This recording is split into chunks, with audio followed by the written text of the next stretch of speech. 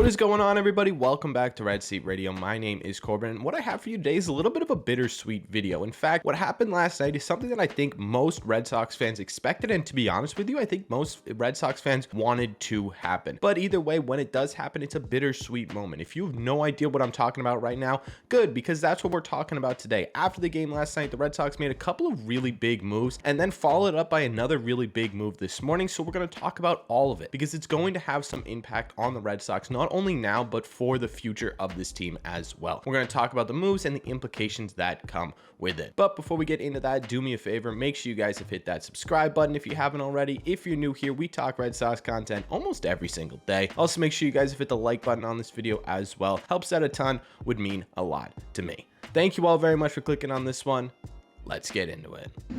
Like I said, this video is going to be bittersweet, so let's start with the bitter part of this video. The move that happened first after the game last night, and that was that the Red Sox decided to DFA Kevin Plawecki. At this point in the year, DFAing essentially means you're going to release them. So essentially, Kevin Plawecki was released, but officially he was DFA'd. And again, like I said in the intro, I don't think a lot of people are surprised by this, and I don't think a lot of people are too upset by this, mainly because this season, Kevin Plawecki never really got a chance to fully put it together. He ended up offensively with a 217 average and a 61 OPS plus, meaning he was about 39% worse than the average player in baseball at the plate this year, and on the field it wasn't much better. He had a -8 defensive run saved, which, by the way, the average for defensive run saves is 0, meaning he was at -8 runs away from average. That is not a great statistic. He just simply was never a great defensive catcher, and when that bat doesn't back it up, it's not very good. On top of that, he was not very good at throwing guys out at all. He had only a 9% caught stealing rate, which is one of the lowest in all of baseball. So yeah, statistically, Kevin Plawecki really wasn't getting the job done this year at all. But that doesn't mean Kevin Plawecki brought nothing to this team. In fact, he brought a lot off the diamond that really helped this team. He was kind of a glue guy in that clubhouse. He had a couple of big moments last year where Dancing on My Own became the anthem of the Boston Red Sox surprise playoff runs.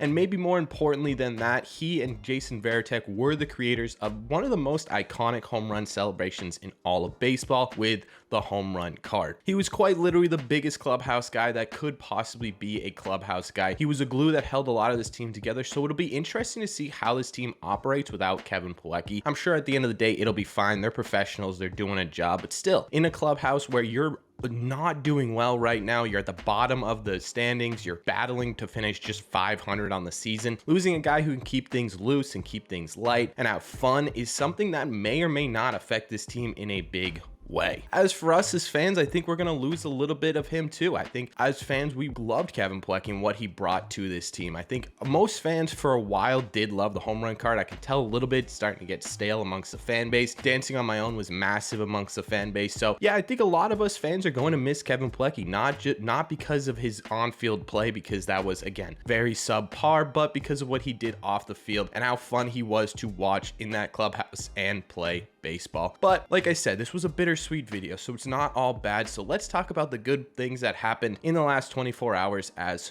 well.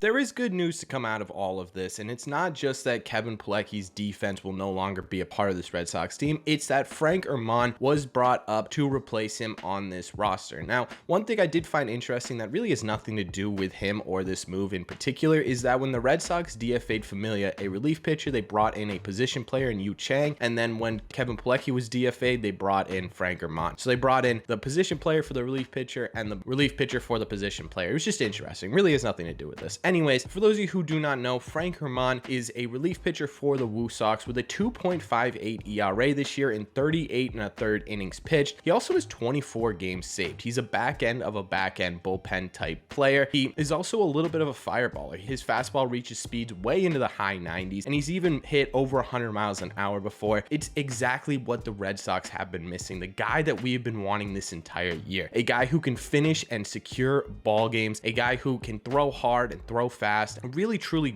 overpower and dominate players in late innings. That's what we've wanted all year, right? We've kind of had every single piece at different points throughout this year, where you've had Schreiber as a setup guy, we've had Whitlock as a back end guy, you had Houck as a closer at one point, and then you kind of piece together the rest of the bullpen off of that. Well, Frank Herrmann just adds another layer to that we've been waiting for a long time, and that's a guy who can come into the ninth inning and hopefully overpower you and just sit you down and end this game here and now. Now, obviously, that's a lot of pressure to put on a rookie, but I am excited, clearly, because of the fact that he has been doing really well in Worcester, and because of the fact that the Red Sox have been desperately missing this all year. Now, I'm not expecting him to come into the big leagues and have a 0.02 ERA to finish out the year, but I think it is going to be fun to watch, especially because of the holes that we have to fill in this 2023 season, right? The Red Sox were out of contention for a long time ago. Realistically, Frank Herrmann probably could have been up a couple of weeks ago, and I'm not entirely sure why they decided to wait this long to bring Frank Herrmann up, but either way they did, and this is exciting because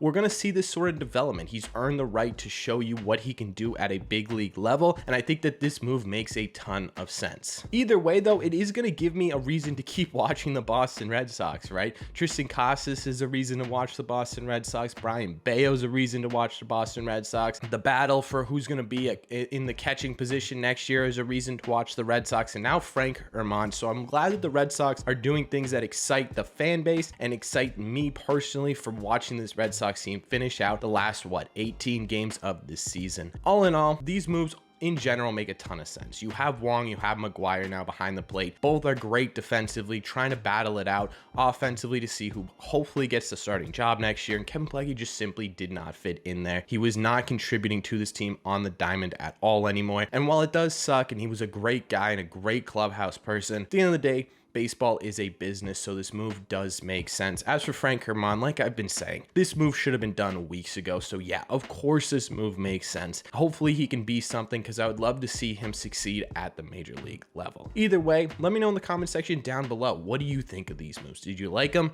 Did you not like them? Are you happy Kevin Plawecki's gone? Are you sad? Are you happy Frank Herrmann's up? Are you sad? What are your thoughts on all this down below? As always, if you've made it to the end of this video, do me a favor, make sure you guys have hit that subscribe button. Like I said at the beginning, we talk Red Sox content almost every single day. Also, you made it to the end of this video, you might as well hit that sub button. You also might as well hit that like button as well. They help out the videos a ton, and it would mean a lot to me.